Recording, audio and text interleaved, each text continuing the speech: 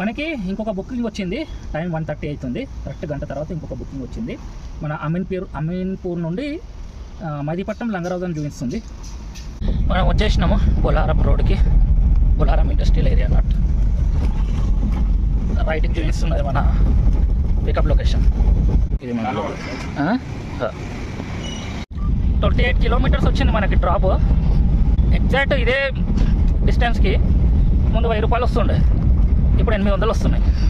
Diesel rate పెరిగింది, commission rate పెరిగింది, కిరాయి తగ్గిపోయింది.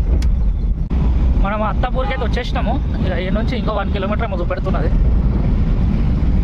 ఇది మన వెహికల్. ఇక్కడ అన్లోడ్ అవుతాం. ఈ ట్రిప్కి క్లోజ్. అన్లోడింగ్ అయితే అయిపోయింది. పేమెంట్కి సతాయిస్తున్నాడు. నాకు తెలియదు అని. ఎంతసేపటికి వస్తుంది పేమెంట్ చూడాలి.